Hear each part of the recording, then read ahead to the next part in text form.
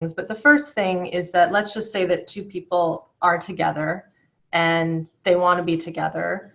Um, I have seen through the work I've done, because I am by no means a sex therapist or a relationship coach, Okay.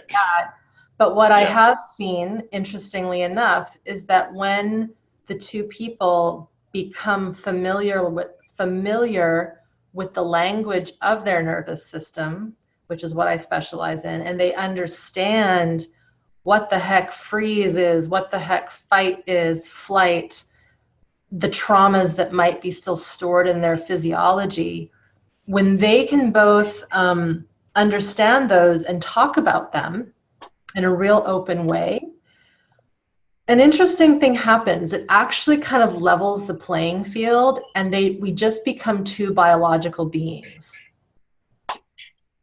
And it makes it really simple. And I say level the playing field because we can get really wrapped up into words and expressions and intimacy and safety and all these things. But when we can actually talk about, it's like, okay, when you touch me that way, and it doesn't have to be sexual, it's just like, a brush on the shoulder, I want to recoil. And I know that's not because I'm not like, I like you, I want to be with you, but there's something in my physiology that's like literally recoiling and kind of is afraid, right? And that's a blend of flee, so the flight, along with the shutdown response. And also, usually under that is some deep, often fight, the desire to say, piss off, I don't like that, go away. But what a partner has to understand is that often, if not always, again, we have to make it very clear. This is granted these two people are together and they do like each other and it isn't abusive, right? So got to Hmm. make that really clear. This is not an abusive situation, but two very, committed people who are devoted and want to make it work. But let's say it could be the woman or the man, they recoil. And it's like, what's going on? It's like my physiology is responding to something that has nothing to do with you. It has to do with something in the past that's still living in my system. And a lot of times people have an assumption when, let's say, it's hard being intimate with, say, sex or intimacy, or even just opening up and talking, that it has to be, oh, well, that person must have been sexually abused or molested. And that's not necessarily true. It could Hmm. be, you asked at the beginning, symptoms of trauma. I would also say we want to look at the types of things that we don't think of as traumatic events that are.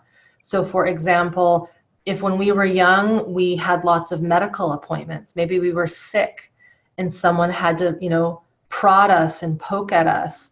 Maybe we were a baby in an incubator and we were completely disconnected from our parent, and whenever we were touched it was to like draw blood, you know. Hmm.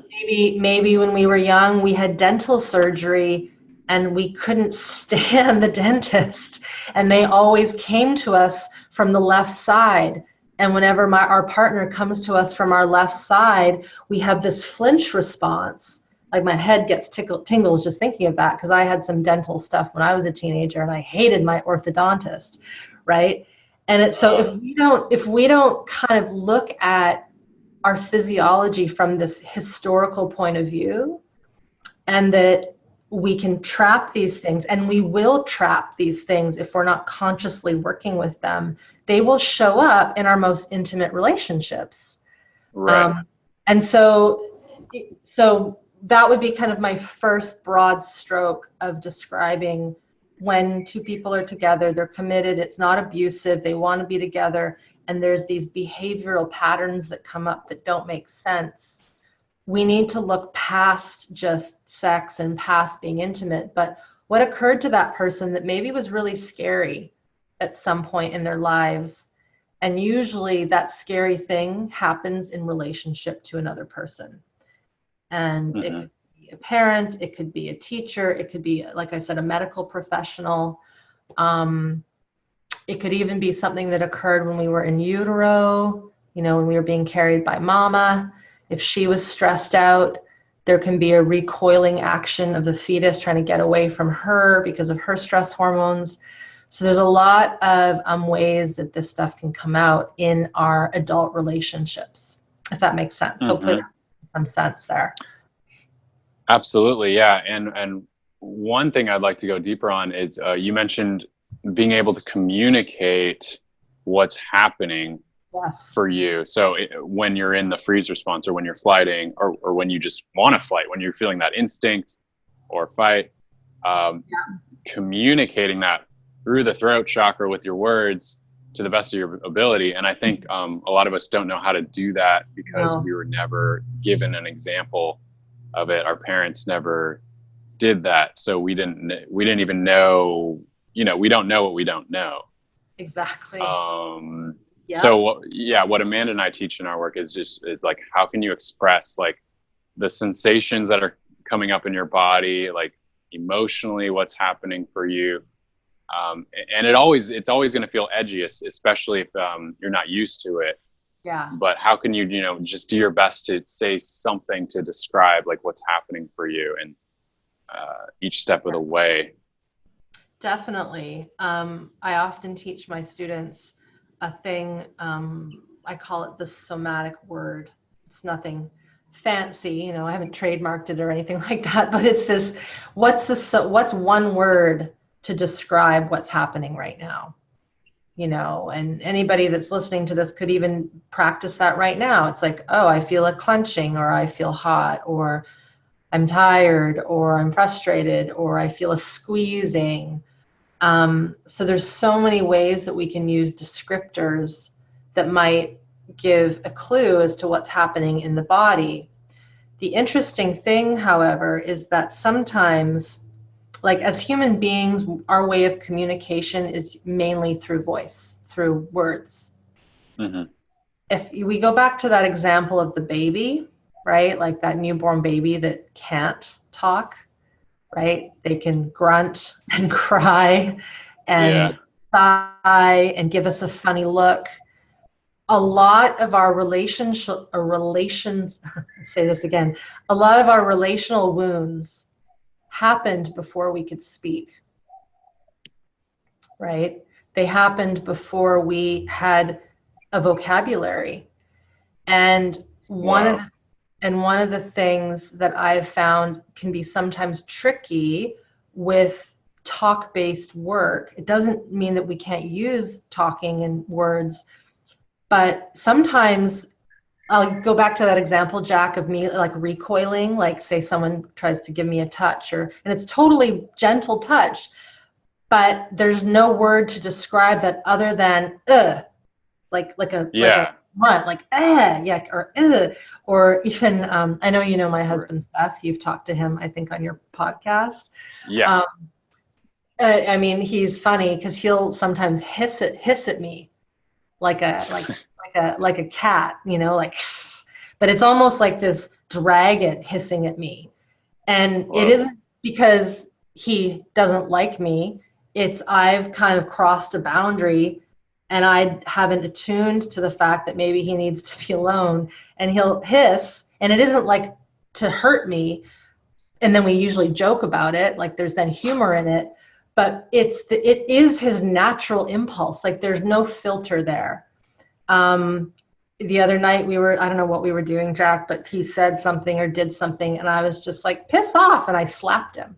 Not in an abusive way, but just like, stop it. Like, don't do that. And if we think about animals in the wild, right, when little cubs are being taught how to navigate the world, their mama will sometimes be forceful with them, not in an abusive way, but just like, don't do that. You're going to hurt yourself, right? And so as two adults who are navigating sometimes a pre-verbal world, so being pre-verbal, we're dealing with stuff that happened to us before we can talk. We have to be, if you're open to it, open to these verbal expressions, these sounds, these sighs, these gestures, obviously in a way that isn't going to be hurtful or abusive, but brings out our full expression. And And, you know, there's been a lot of work that I've done with certain teachers where we get into making sounds that make no sense, you know, Yeah. Not just growling and, you know, those sorts of anger responses, but gobbledygook that makes no sense at all. And while it might seem really odd, it actually can be one of the more liberating ways as human beings to heal a lot of our early trauma. I imagine that's because we let our biology to do the work through sounds rather than it going through the brain first and trying to make sense of it and then like trying to translate it into words. Absolutely. That is 100% correct. The words Great. kind of, you know, English, from what I know, is one of the worst languages for expressing emotion. Oh. You know, I'm not someone who's studied Latin or Portuguese or Spanish. I have studied French, but even French isn't the best. But there are some languages that just have words that express actual human felt senses that are more than the basic human emotions of joy, fear, anger, surprise, disgust, that kind of thing. And so, yeah, you're right. And the thing with communication is that as human beings, we have such a vast ability to communicate in a creative way, and yet we limit ourselves often, Jack, because of our cultural conditioning.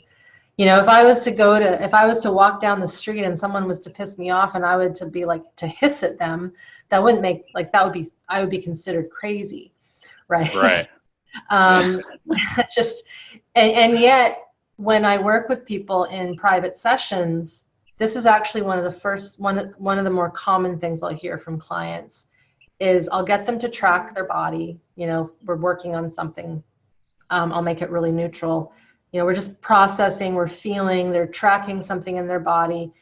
And I don't know how many times I've heard these words come out of someone's mouth. This is going to sound crazy, but they often preface what they're about to say by, this is going to sound crazy, but I feel this, or I want to do this, or this weird image just came into my brain that makes no sense. And my job, and obviously, you know, hopefully your job too, and those listening, is to actually be like, okay, that's not crazy at all.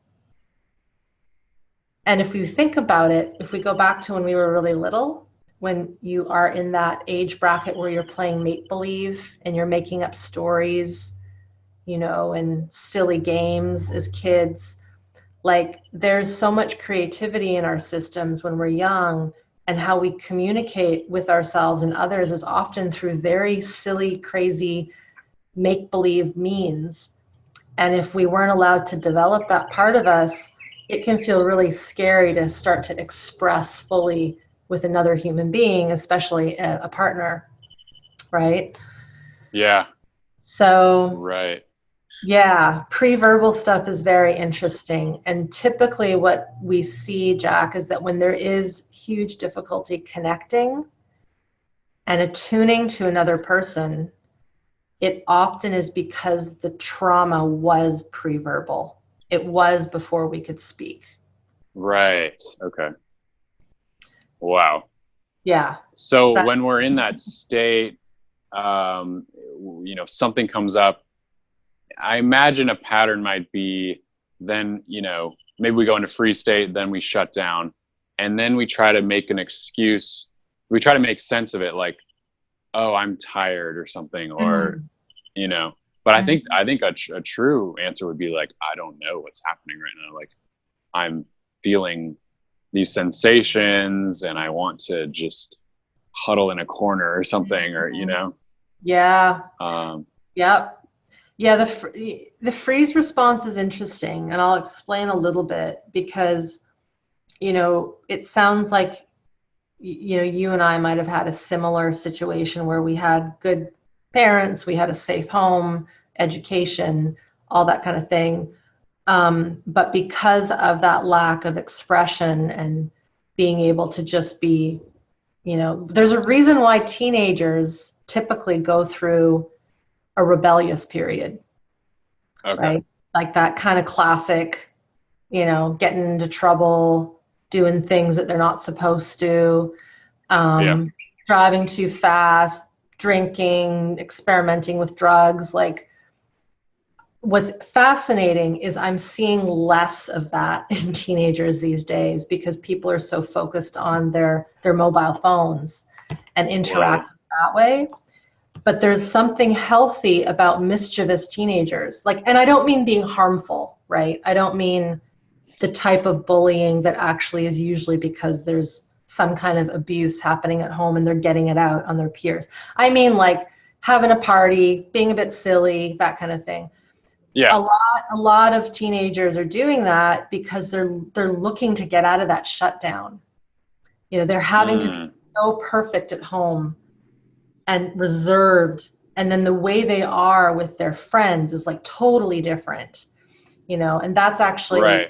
In a case where a household is very stunted emotionally, that kind of rebellious nature I find is actually really healthy for people, for kids. Okay. Because it's like they're finally getting out of that shutdown that they've been imposed into. They've been kind of, in a way, imprisoned into this freeze. So the freeze response is interesting because it can be this low level, insidious, having to repress. But then there's moments when a person might go into the world and they get out of that freeze and that shutdown. And then there's other situations where that freeze and shutdown is just always there and it never goes away. Mm-hmm. And that's the case where, and I'm just being very hypothetical here, but if I think of the subsets of people I've worked with and talked to in my practice and in my groups, there'll be the rebellious people that kind of break out of that freeze and really push forward in life. And then there'll be the ones who, for whatever reason, never thought, oh, I could go out and get into a bit of trouble, or I could risk a little bit, or tell my mom to fuck off or something like that. There's, like some people be like, oh my God, I could never do that. Right. And that some teenagers do. And so there's this way that we can keep ourselves in what's called a functional freeze for almost a lifetime, because we never stop to consider, wow, I could actually express myself. What we do know, and I want to plug this in there, is that when we don't get out of that kind of shutdown, even if it's low level and very functional, and we're disconnected from our emotions and feelings, which is essentially the sensations in our body, we have seen via the research that one will most likely get sick somehow. Okay. And that is, I'm not sure if you ever talked to Seth about the ACE study, the Adverse Childhood Experiences study. No. But that study has basically concluded that when there was some kind of early adversity, something that made a little person have to go into shutdown, right, and preserve and protect. And under that shutdown is a heck of a lot of fight and flight energy that's never been processed. So if you imagine you've got fight, flight, and then almost like a, I don't know, something, the freeze is like a cape that's masking it all inside the body. Over time, that creates a toxic cellular system. The human system can't thrive and repair and regenerate when fight and flight is held in the body with a high level of functional freeze. You following me there? Yeah. It's a different concept, but what happens is when we have this, let's say, anger and desire to run and desire to say piss off to our parents, and we never did, so we're holding all that in, and the freeze response is keeping us, proper and prim and kosher and, functionally well. It's like we're holding it all together. That is actually toxic to our physiology. And we know now through the Adverse Childhood Experiences study that kind of early life will end it's like 1 in 4 will end up with some kind of cancer, heart disease, autoimmune condition, all the conditions that are very prominent and rampant right now in Western society. So all these chronic illnesses have been shown to be linked to this lack of early ability to be resilient and express and get our emotions out, essentially.